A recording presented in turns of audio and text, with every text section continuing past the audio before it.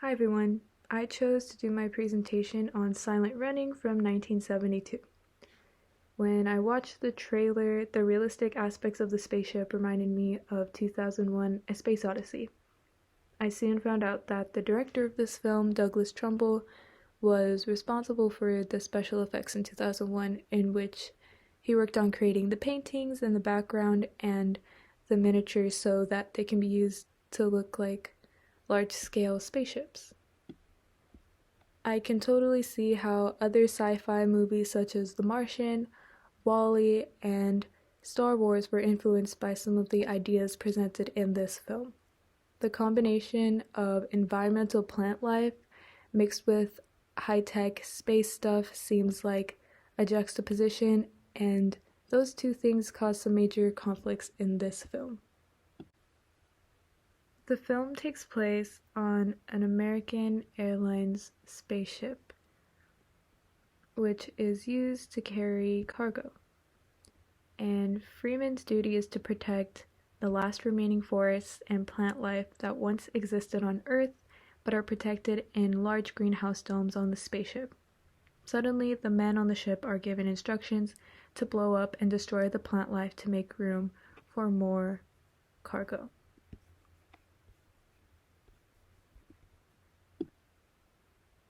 Freeman Lowell, played by Bruce Dern, is pretty straightforward about protecting the plants, which is one of the movie's main messages. Freeman is our protagonist, but he does not match up with the typical male hero that we've seen in other science fiction movies in class so far. And I don't think it's even fair to call Freeman a hero at all. Freeman comes off as motherly, emotional, nurturing, and a tree-hugging guy, but he is also very introverted and hates people. He tends to the gardens on the spaceship, to the animals, and has a cute friendship with some of the robots. Freeman, however, hates the rest of the guys on the crew. There are several moments where the three other men hurt what Freeman is explicitly trying to protect: the gardens. The carelessness and lack of respect that the three other crewmates have towards preserving nature drives Freeman mad, and he will do anything to protect the plants. Freeman's passion for conserving nature in the film relates to the environmental movement in the 1970s. This movement was happening around the time this film was made. The movement fought for environmental protection such as clean water, protecting land, and the animals. Freeman embodies this passion. In the scene I'm showing here, Freeman, with tears in his eyes, gives a speech to the others to look at a picture of a little girl on the wall and says that she will never be able to feel the joy of holding a leaf in her hand because there will be no more trees. I'm sure that many people defending the environment in the 70s and even now are making the same arguments and trying to conserve what's left of nature for future generations. This week we talked about space and science fiction as being the final frontier, which often connects to ideas of expansionism and colonialism. In this film, Freeman says, "On Earth, everywhere you go, the temperature is 75 degrees. Everything is the same. All the people are exactly the same. What kind of life is that? There's no disease, no poverty, and nobody's out of a job." With that, Freeman goes on to say, "There is no beauty and no imagination, and there are no frontiers left to conquer." Freeman does not want conformity. Conformity is not utopian to him. When everyone is the same, it does not allow for the appreciation of diversity. This fear of a one-size-fits-all society reflects some of the fears of white supremacy during World War II and the American fear of communism during the 1950s.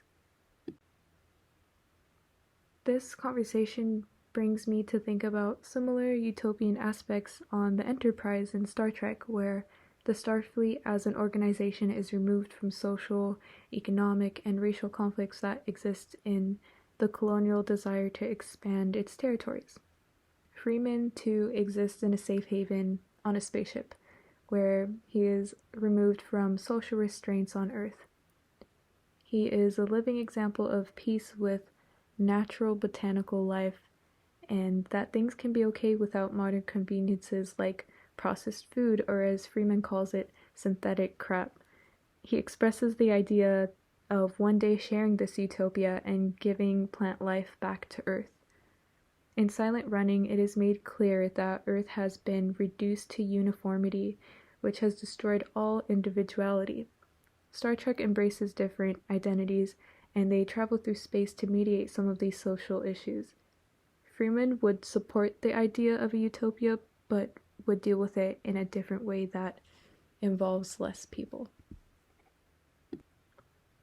Another similarity I found in this film was Freeman's relentless passion, in the same way that Dr. Frankenstein and Rotwing are passionate about science. I'm noticing that in some of the films we've watched, those who support an offbeat lifestyle are often labeled as crazy, simply because they are doing something that does not match up with the conventional lifestyle within the given universe of the film. This was overall a cool movie, and I did not expect for it to be so sad, but also make such an explicit statement about environmental issues.